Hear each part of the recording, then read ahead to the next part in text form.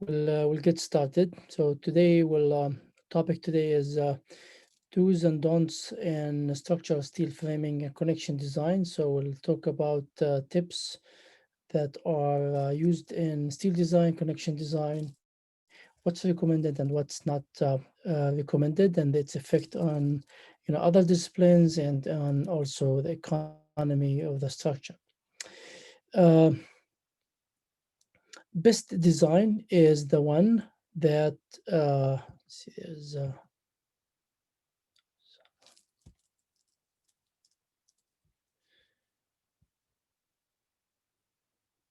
okay. Can you hear me or no?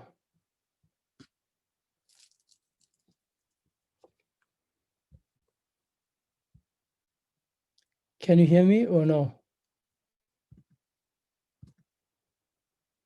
Okay, okay. They say you can hear me. Okay, good. Okay, excellent. Okay, good. So because yeah, there was somebody saying that they can't hear me. Okay. Um, I Dominic, I can't hear you.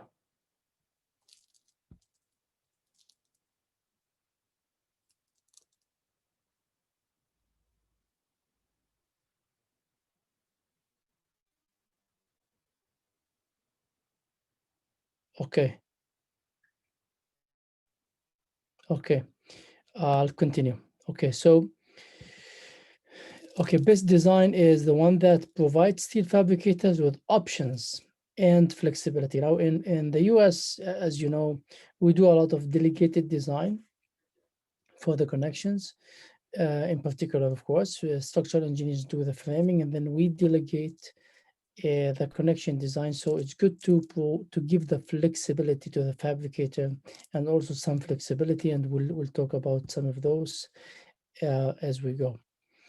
Um, for every detail and also framing, I mean, there's more than one good solution. I mean, you give it to a couple of engineers, they may come up with, even three engineers, they may come up with different solutions, and they are, good solutions.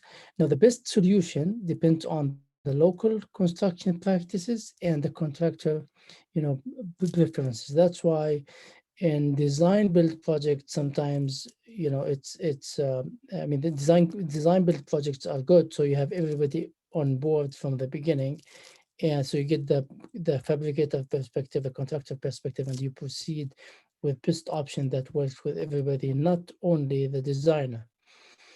Constructability means economy, so this is very critical in steel construction, because in steel construction, I mean, this is true for every construction, but in steel construction is basically putting members together by connections. So things could be simple, things could be complicated, and we always have, when we design uh, steel buildings, particularly connections, we always have to think how they would be doing that in the field, not only how we design it, okay, how we do the calculations and how we draft it, but how they will build it. Is it simple or is it complicated? And you can, of course, consult with even the fabricator during the design process. Principles of constructability: simplicity is the economy.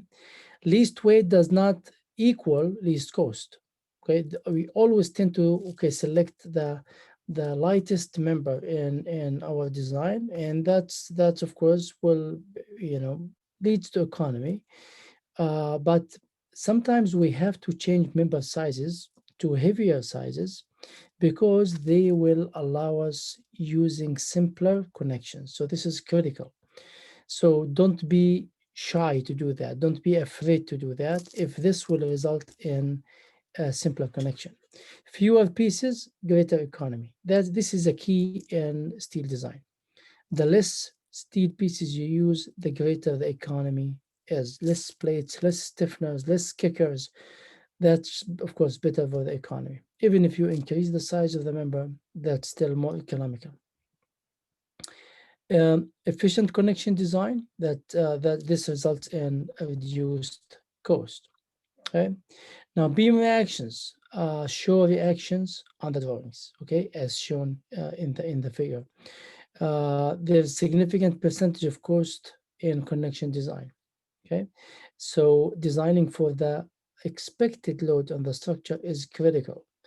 Some members could be deep for stiffness, for vibration, but the connections don't have to be the full depth of the member, as engineers used to do in the past, and many still do until today.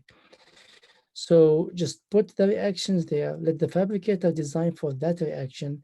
There's no need to design for the capacity of the member, or 50% or 60% of the capacity, or even 40% of the capacity, as many engineers specify.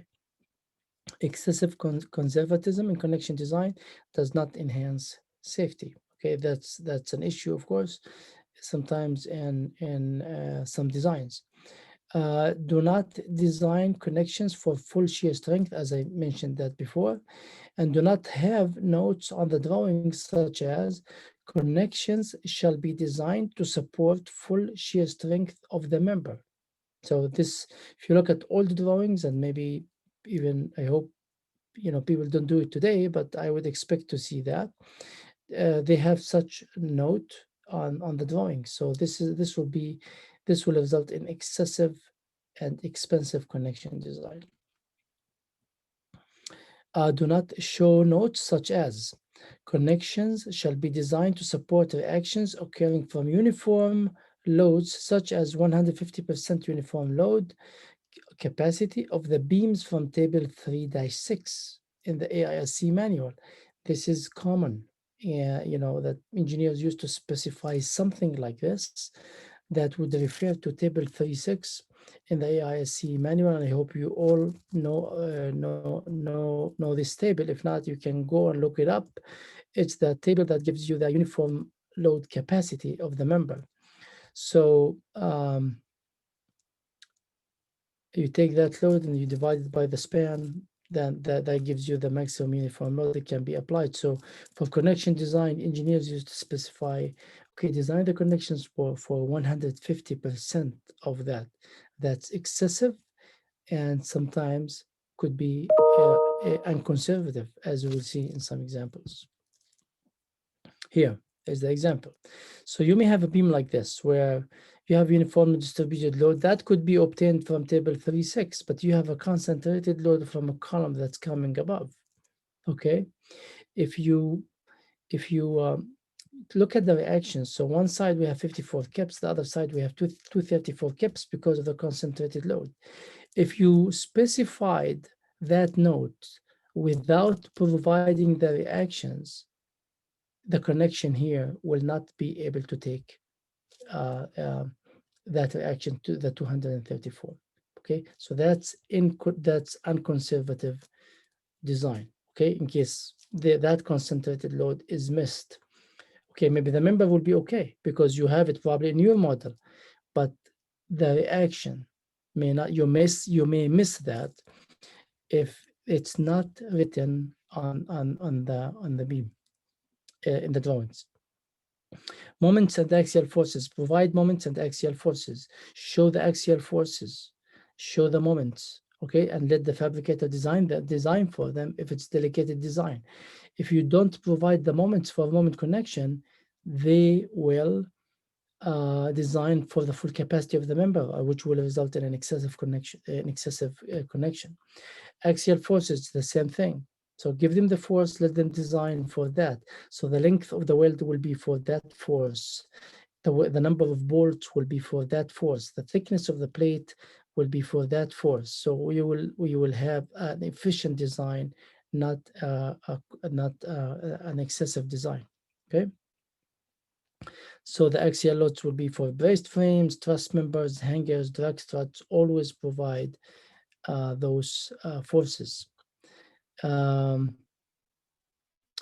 Load combinations and direction of loading. This is important. Okay, so show the reactions of your forces, because the limit states of your design will be different. for for the moment direction, and for also the shear force if it's up and down, and of course depending whether the beam is coped or uncoped. So the limit states will be different. So provide the load combination and provide the direction of your forces. Follow building code requirements for connection design. Gravity connections and non-seismic connections are designed per AISC 360. Okay, so AISC 360 deals with gravity connections and non-seismic connections with the systems with a response modification factor R that is equal to 3 or less. Okay, if we have R is greater than 3 for the response modification factor, then we have to follow the seismic manual AISC 341, and we have more requirements there. So instead of using one code, which is AIC 360, you have to use two codes to design the connections now. Okay, so that's a recommendation. Of course, if you can use a seismic system of R equal 3 or less, use that. So you don't have to use AISC 341. That does not work, of course, everywhere. I mean, if you are in California or in a high seismic zone, you will have, I mean, of course, the system may require using AISC 341, depending on the seismic design category and the height of the structure. Do not use notes on the drawing such as all bolted connections shall be designated as slip critical connections. So this engineers used to do that in the past. We don't have to specify slip critical connections. Those are more expensive. They require, more treatment and surface preparation. So there's no need to do that. Do not use on the drawings, notes on the drawings such as connections within 3 feet or 1 meter of the column, connections directly supporting column, bracing connections, and connections to plate girders. Use bolt bearing strength for all when standard or short slotted holes are used. So the load is perpendicular to the slot. So for all these, you don't have to specify slip critical connections.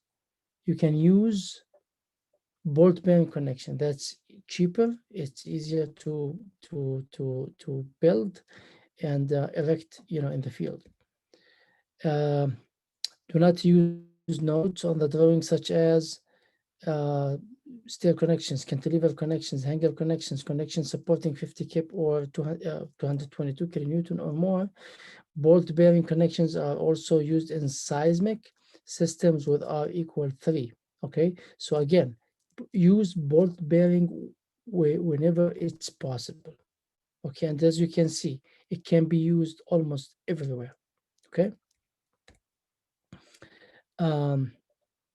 Pretension bolts or weld shall be used for the following connections: column splices in all multi-story structures over 125 feet in height. Okay, connections of all beams and girders to columns and any other beams and girders that brace the column in structures over 125 feet in height.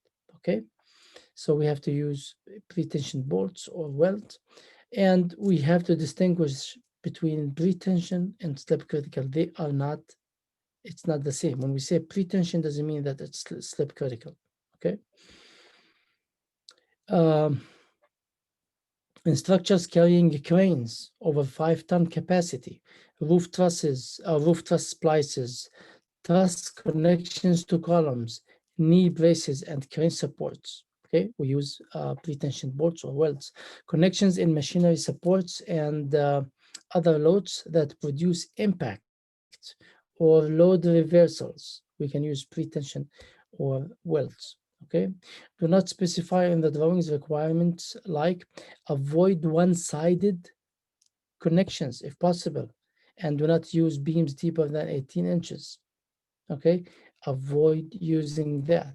So we have single plate connections, we have single angle connections, again, as we said at the beginning, fewer pieces is very important and it's economical.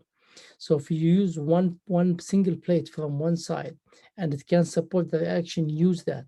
Okay, if you can use also a single angle connection. You don't have to use double angle connection, which is very popular among engineers. But in many cases, you look at the capacity of the connection. If it's double angle connection, um, compared to the reaction that you have, you will see the capacity of the connection, that it's significantly higher than the reaction that you have for if you are using double angle connections. So these are other options that you can use. Also, single WT, just a WT, which has like one web, and of course the flange will be on both sides. Um, that's also a possibility. It's one piece if the capacity is higher that's required for the load that you have. Do not specify on the drawings. All bolts shall be three-quarter inch diameter. All holes shall be 3/16 of an inch. Do not specify single bolt size. Okay, I mean this, of course. I mean, if you allow using the 7/8 of an inch, 1 inch, you will end up with shorter connections. You will end up with smaller gusset plates. If it's, of course, with if it's welded bolted connection, you will end up also with smaller weld length. So it affects that. So engineers used to say, okay, we don't want to mix the bolts and different connections. I mean, that's not an issue. That's not an issue. I mean, specify that the connection with 1 inch diameter bolts is known, and the one with three-quarter inch diameter is known. Um, Fabricators use short slotted holes and shear connections. So fabricators prefer short slotted holes. Okay, it's easier to accommodate tolerances and to facilitate the erection. Okay, instead of a circular standard hole that is 1/16 of an inch greater than the diameter of the bolt, that does not give you much tolerance. But if you have short studded hole, that's that gives you some tolerance, and it will help in the erection. So use that whenever it's possible. It is allowed to use short studded holes with snug tight bolts for most types of shear connections. Okay, so that's easy to do. Okay, so you have short studded holes, you have the tolerances, and it can be done snug tight. Delegate connection design to fabricators. So according to the AISC 316, the AISC Manual of Standard Practice, the owner's designated representative for the design shall indicate one of the following options for each connection. So this is stated there. If you have not used this manual, I recommend you take a look at it. It's at the end of the AISC manual. Okay, if you have the AISC manual, towards the end, you have the manual of standard practice. Okay, you have a part at the end. So it gives you a lot of great information and notes that you can use on the drawings, and also it will tell you what is the standard practice. So it gives you the option. So here you have the complete connection design shall be shown on the structural drawings. That's one option. Okay, like California, they require showing the connection design on the drawings. Okay, and Illinois, you can delegate those. And in other places in Indiana, in Michigan, in Wisconsin, you can just delegate the connection design without showing on the drawings, except some special details. In the structural design drawings or specifications, the connection shall be designated to be selected or completed by an experienced steel detailer. Okay, so you put whatever loads they are, and then you let those professionals, steel detailer, to select that. In the structural design drawing or specification, the connection shall be designated by to be designed by a licensed professional engineer working for the fabricator, and this is very common. Okay, this is very common. So having the fabricators have licensed structural engineers who work with them, and their job is to design the connections. Okay. Now, if 2 or 3 selected from here, okay, so the steel detailer does that. Okay, the following shall be provided in the design drawings. Any restrictions on the type of connections, you should show that. All data concerning loads, shear moments, axial forces, transfer forces that are needed for the connection design should be shown on the drawings. Whether the data provided are service or factored, you have to indicate that. Okay, in the figure before, you saw the reaction, which was 20 kips. There should be a note saying that 20 kips is ASD or LRFD. Is it service or factored? Okay, and whether what design philosophy you want to use, whether it's LRFD or ASD. Okay, so delegate connection design to fabricators, but do that properly. Okay, so specify code for non-seismic code. So for non-seismic, for R equal to 3, use AIC 360 as we mentioned before. For seismic, use AISC 341. Framing girders to column flanges.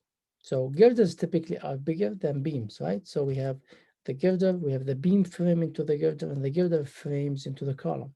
So since the girder is bigger, so the action is expected to be bigger on the girder. So frame that to the flange of the column, because the flange width of the girder may not fit in to frame into the web without coping, but the beam will have a smaller flange.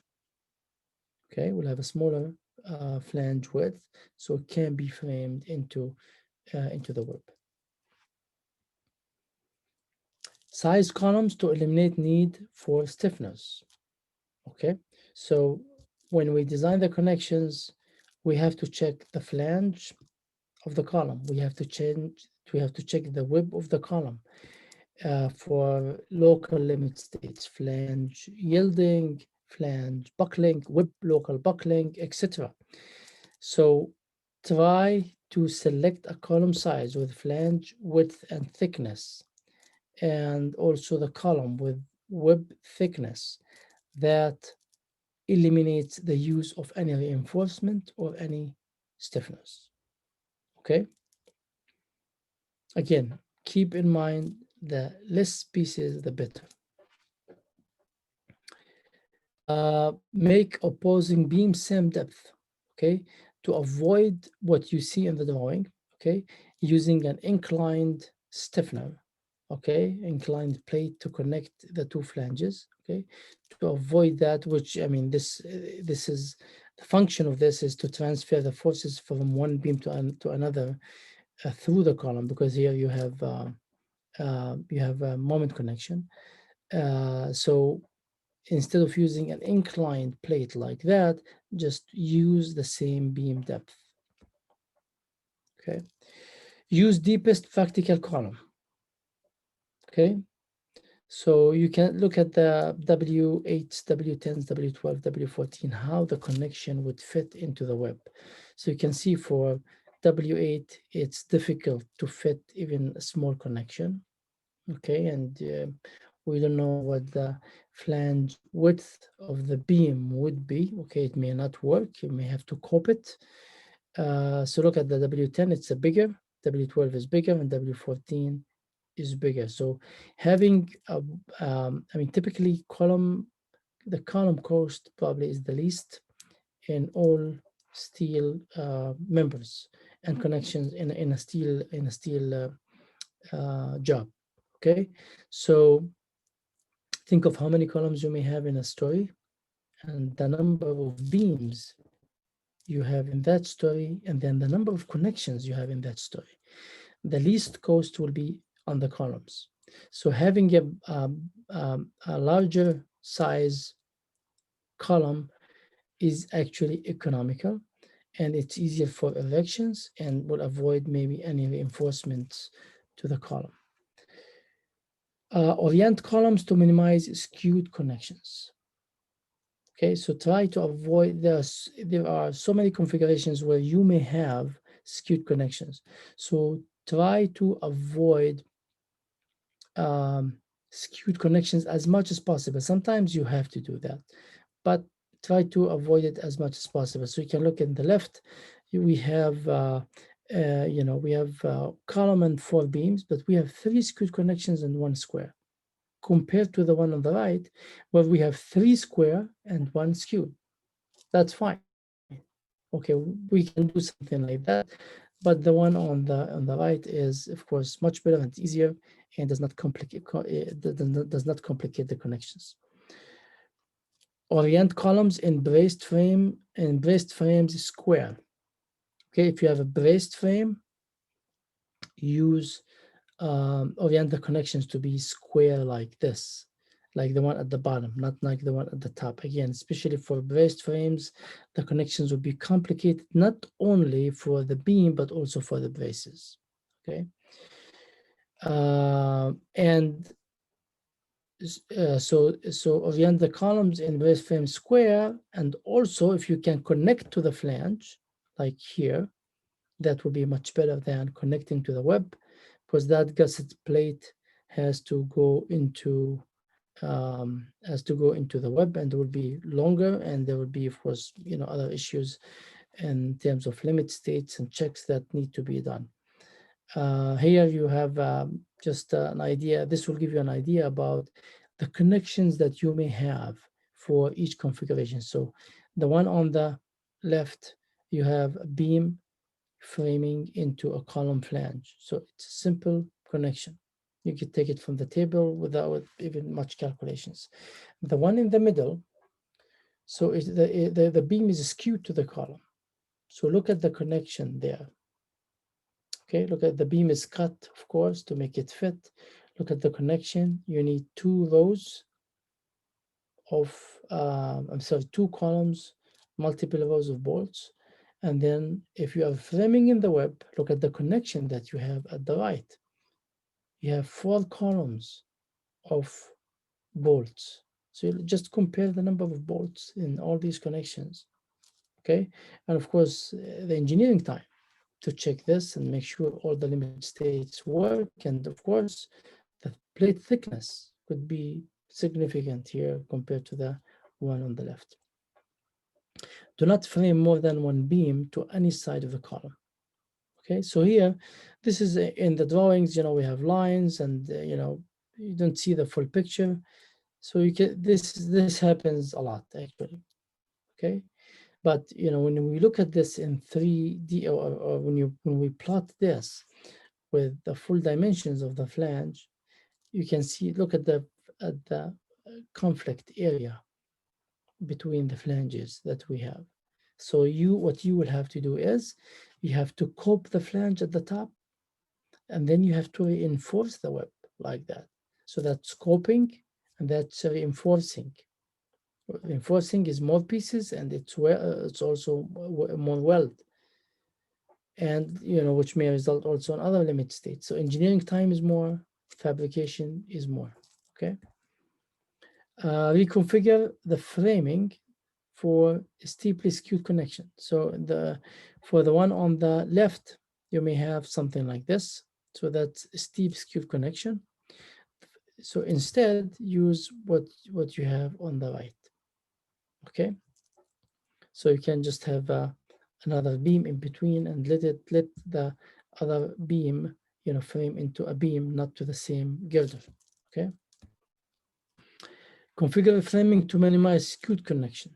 So now we're looking at the framing. So try to orient the beams with and the girders, so you have the least number of skewed connections. So the one on the left is more expensive, and the one on the right is less expensive.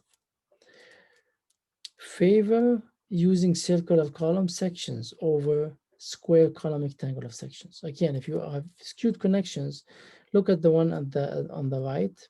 Okay, so tubes actually are okay, are good for having connections, framing to different sides. You don't have the web issue that you have in a wide flange. So, but in the case of skewed connection, look what we have here. So to avoid this problem, use circular HSS. All the connections will be square. Okay. Um, Connection interference for beams that are slightly offset the column. So in the plan, it will be shown as shown on the right. Okay, like that. Okay, and then when you look at everything at all the dimensions, that's what you have. So you will have connection interference, right, between that beam and this beam. So the connection here, there's a connection interference that's happening here. So we have to, again, if you remember from the beginning, what I said is think about how they will build it. Okay. If you think that way, you will have least problems in during construction.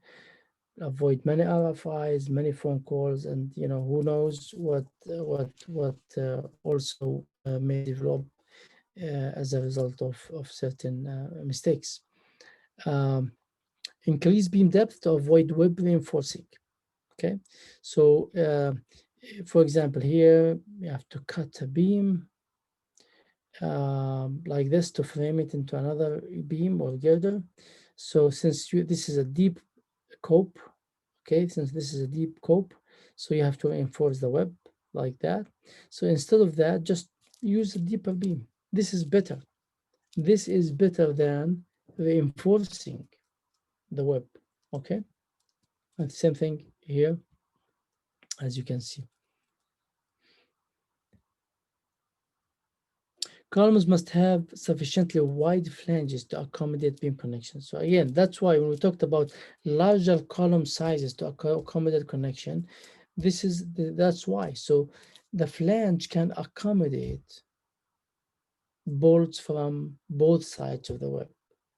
Okay, so W8 typically is difficult, but if you have a W10, W12, W14, and these are the typical column sizes for like most applications. Let's say it could be more than that, of course, if you have long story heights, if you have a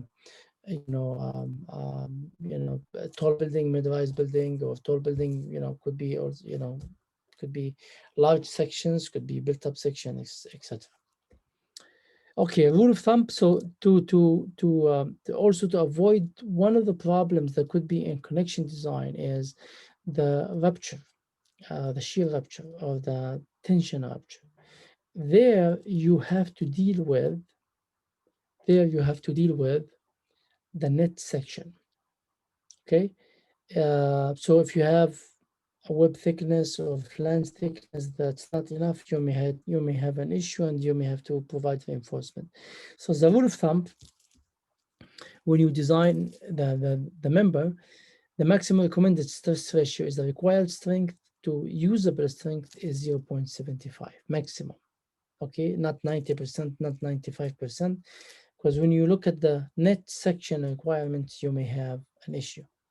Okay. Communicate and coordinate. Discuss with the architect if his design is creating structural inefficiencies. If you see anything that that would result in inefficient member design or connection design, talk to the architect. Failure to proactively communicate may put you in the corner. Okay, they may tell you, okay, why didn't you mention this? This is unusual. What you got is unusual. So we could have actually accommodated that. We could have, moved this beam, this column, we could have allowed adding another column or something like that. Ask your client in writing for information you need and give dates to submit. Anticipate what other consultants will be doing in order to avoid coordination problems and interferences during construction. particularly, of course, MEP, mechanical, electrical, plumbing, and where the ducts would be and all that stuff. That's an example. This is here you have a large hole close to the end of the beam, which is forbidden. So now all the shear capacity of the member is gone here, as you can see. Okay, well, most of it is gone. And this is due to lack of coordination. You may have an opening like this in the middle of the beam, right? So where the flexure is high, but here shear is high and the capacity is carried by the web. So here, this is a problem. So this is due to lack of coordination. Do not delegate design of reinforcements around openings.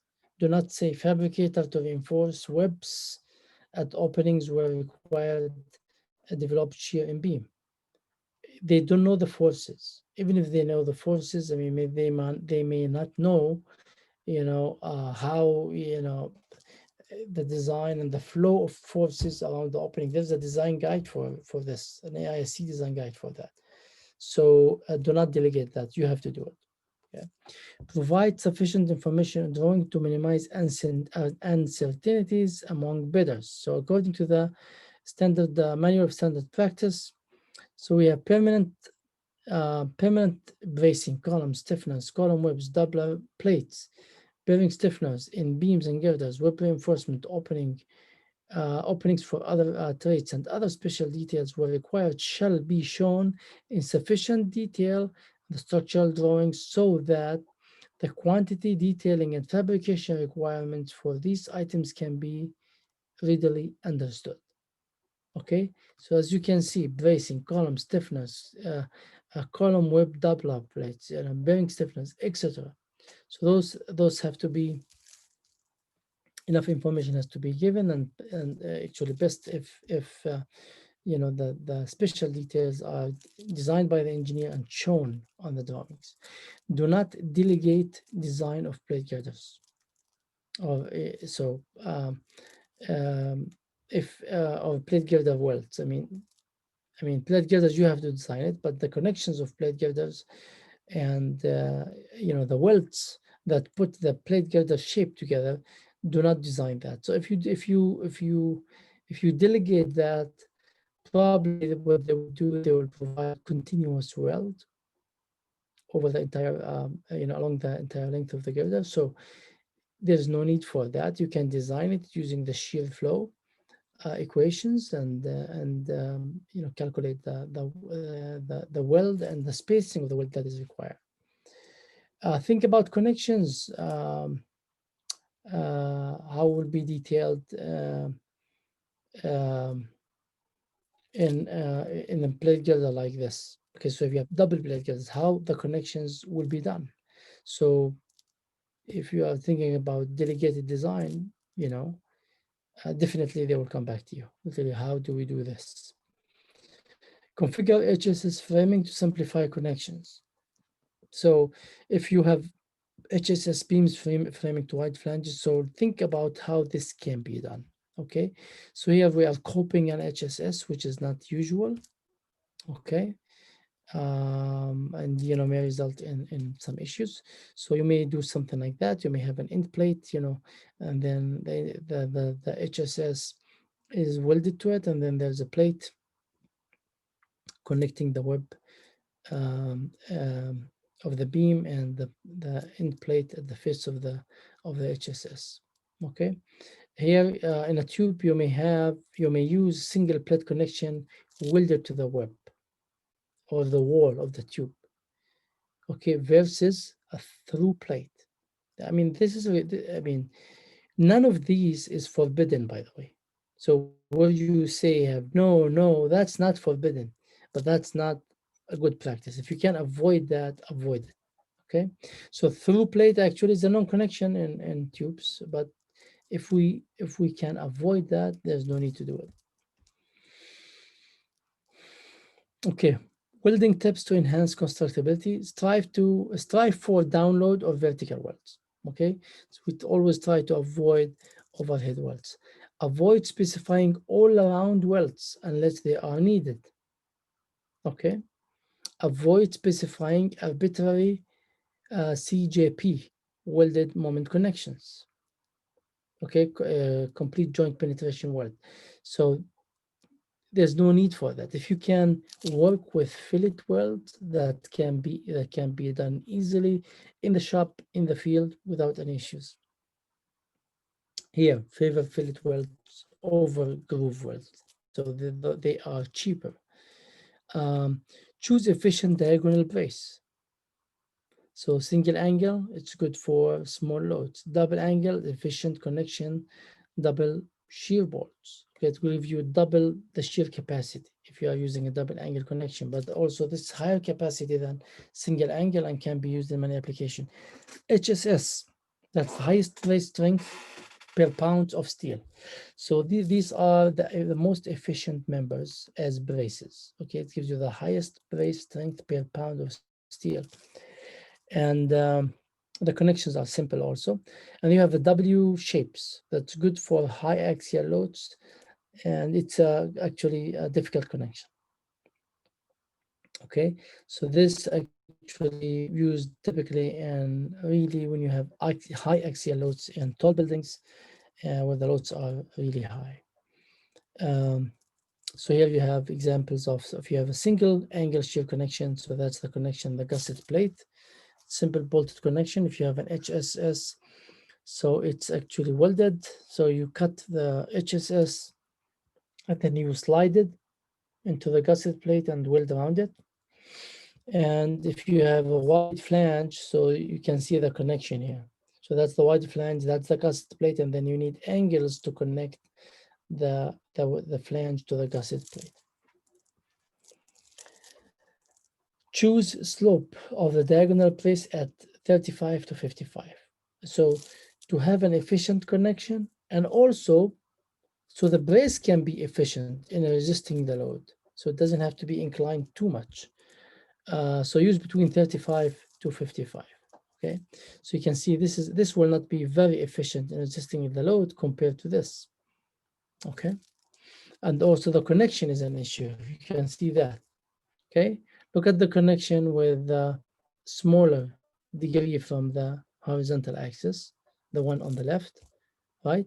And look at the one with 45 degree on the right. It's much more organized connection, and also the gusset plate is about probably half of that, just by looking at the figure. Verify that framing can be installed. So when here you say on the left HS diagonal brace like that, okay, check how you are framing that. Okay, so here you can see we are plotting the axis here so that you have the interaction of the axis, and you have the work point developed at these locations versus something like that. But this is a mess. If you have a brace that's connected like this, that's a mess. So always show the axis, show the work point, to avoid creating any moment, of course, on the web or in a flange or in a plate. So it's important to verify how things will be put together.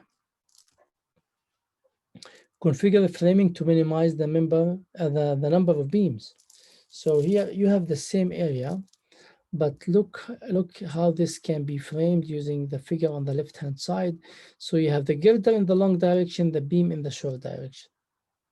It should be the opposite. So the girder is always in the short direction, the beam in the long direction. So this results in fewer beams, fewer connections, and fewer crane picks, during construction. Minimize slab span to minimize the number of beams. So here, instead of having a number of the beams, the spacing between the beams 6 feet. And if you can increase that, do that, because this will minimize again number of beams, number of connections, and crane picks. So this may require maybe like instead of 1.5 inch metal deck may require 3-inch metal deck. That's fine, because you need to, I mean, the deck has to be able to span between them. So that's fine, but you will end up with fewer pieces and less weight, of course, fewer connections, fewer clamp picks, more tributary, per the beam. That's greater live load reduction, and you have more mass per beam. That's less vibration, and you have thicker slab. That's greater composite beam. Okay. For seismic design, use R equals 3 whenever it's possible. Okay, what we said at the beginning, we said if R is equal to 3, then you have to use only AISC 360. You don't have to use AISC 341. Okay, so use one standard to design the connections. Now, if we are using R is greater than 3, like an ordinary ordinary braced frame, that's 3.25. And ordinary moment connection, that's a moment frame, that's 3.5. These actually have a lot code requirements for the design of the connection than just using R equal 3 and just use one standard. Okay, so the connection design will not be so ordinary. Okay, they're called ordinary because they don't have they don't have the ductility. They don't have high ductility like members that are equal to 8, that are equal to 7, that can dissipate a lot of energy during the earthquake. So that's why we call them ordinary. But the connection design will be required per 2 coats if you use this. Orient columns and moment frames on the strong axis. Okay, you know that, right?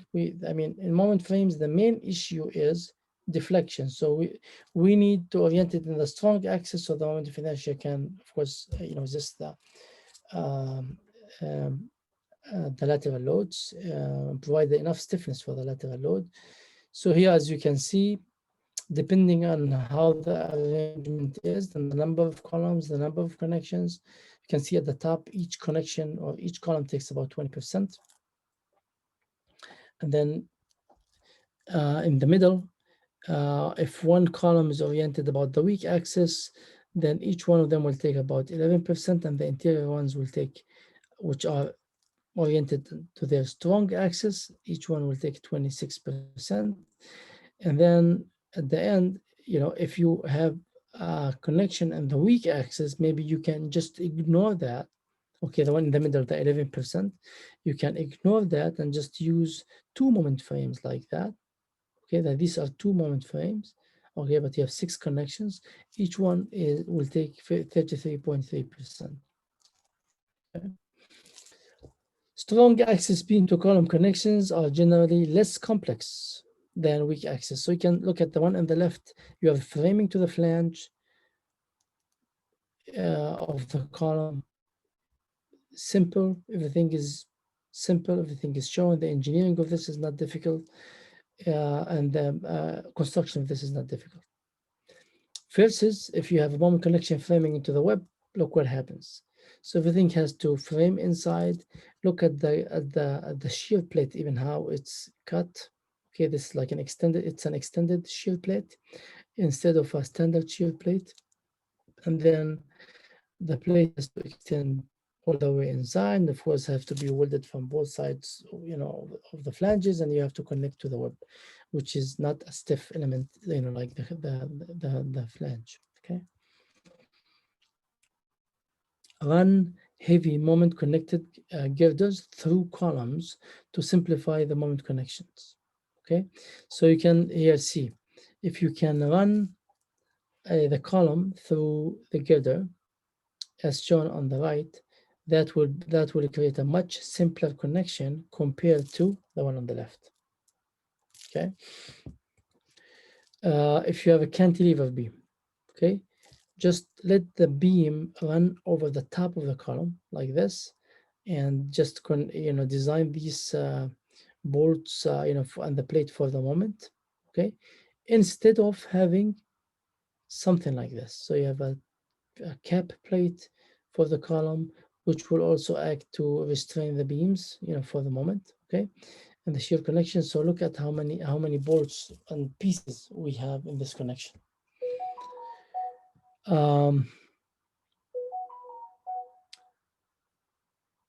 Minimize the use of little pieces of steel.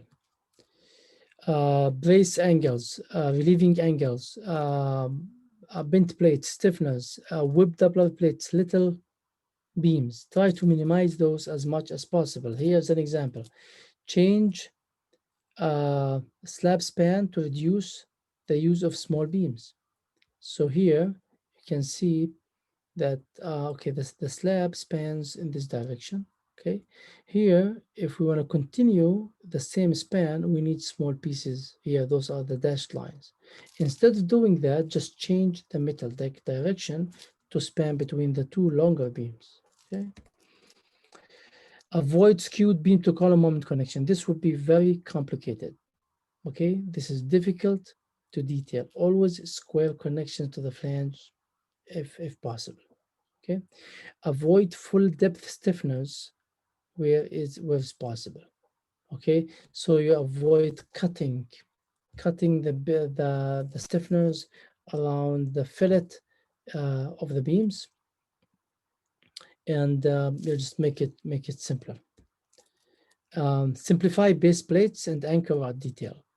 Okay, so try to use square base plates if that is possible. Okay, not rectangular, so you'll be tight on certain locations with edge distances.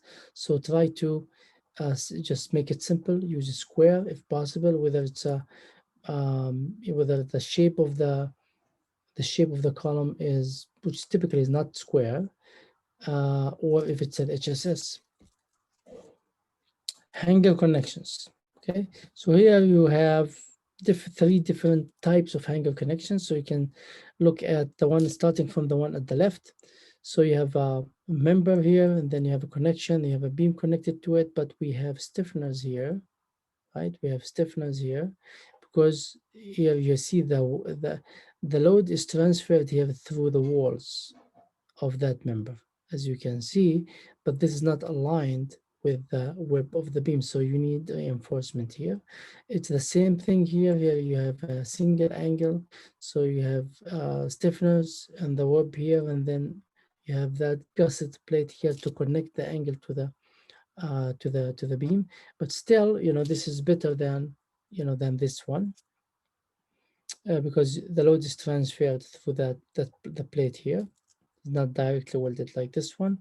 And then the best one will be on the right here, when you have a plate oriented with the web, so there's no reinforcement in the beam, and then you have another angle that's the hanger connection that supports what's below.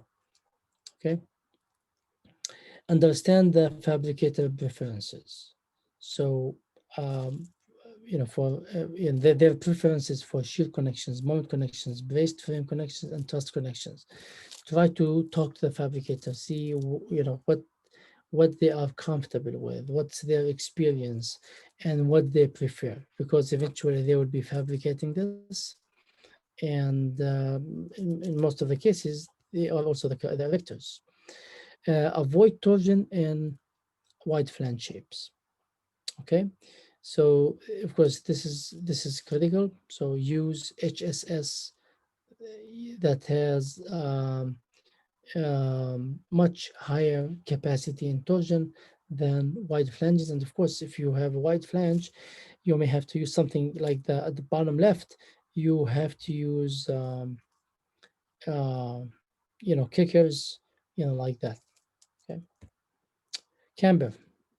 Okay, do not camber beams in moment frame and braced frames. So this is known. So if it's a braced frame or a moment frame, do not camber those, because these members, resist lateral loads, and any camber, of course, will produce an eccentricity. So we do not camber those. Do not camber short beams that are less than 25 feet long.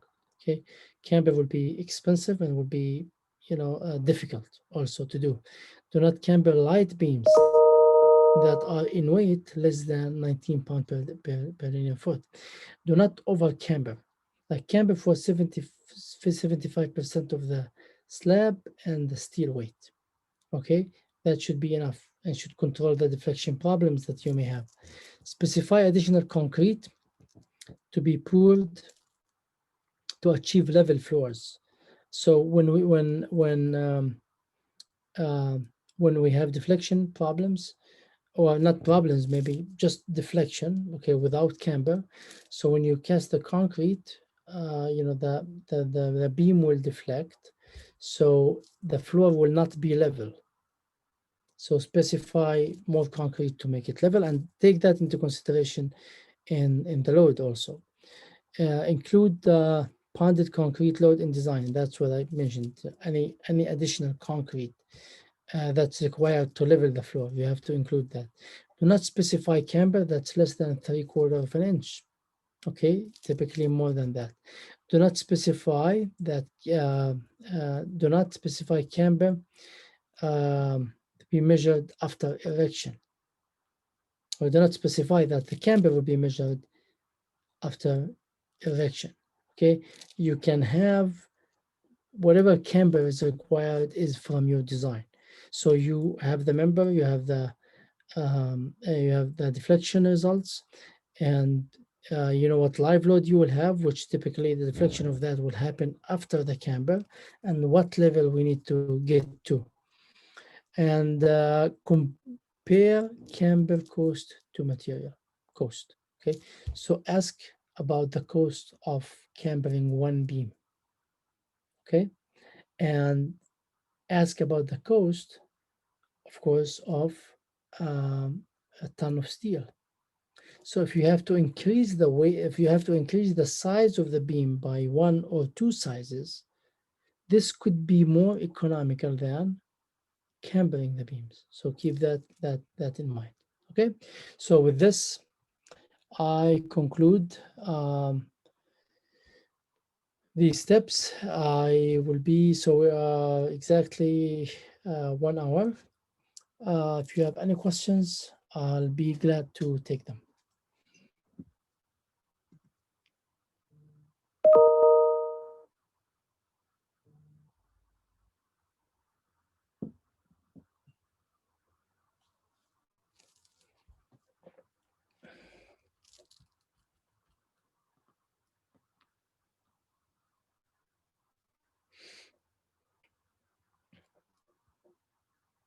Any questions?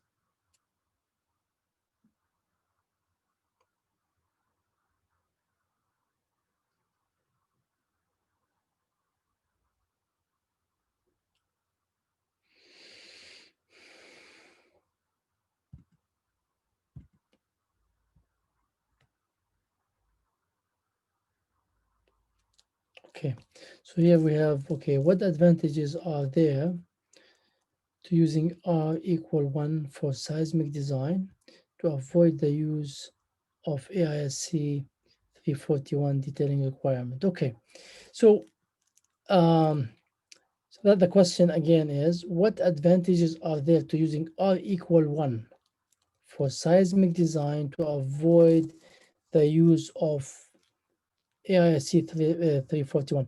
Now, it's not R equals to 1, it's R equals to 3. So R equals to 3 or less, we don't have to use AISC 341. Okay. Now, I mean, I'll answer the question, but just let me explain in case, there's R equal 1 means that we design for whatever seismic load we have without any ductility provided to the structure. Okay, and typically there are no such systems. Okay, I think here the intention is R equals 3. So the advantages are as follows. If you design, for example, a special moment frame compared to an R equal 3 moment frame, you have to have, there are special details for those that are intended to dissipate the energy of earthquake through yielding on beams, usually, or in connections or in braces that will be, of course, required to be replaced after the earthquake.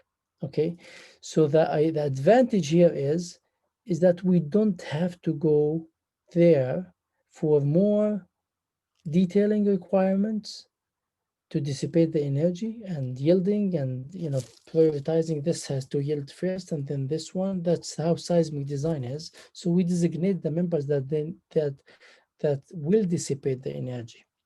Okay, so if we use r equal 3 and less, we just need to design the connections for gravity loads, and if it's a moment connection, for the moment that's coming from seismic without any requirements from AISC 341. And the seismic requirements are extensive. So that's engineering time. It's not only special details and fabrication and things like that. It's also engineering time that is required to detail this connection. I hope this is clear. If not, let me know.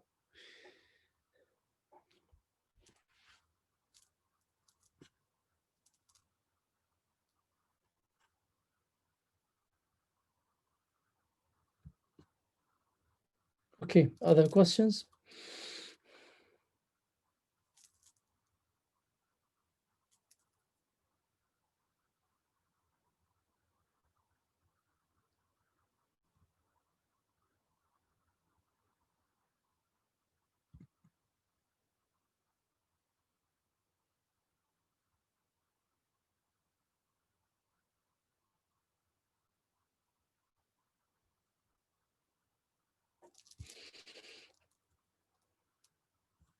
Okay, if there are no more questions, I will stop here. And yeah, feel free to reach out if there are any questions. Thank you very much.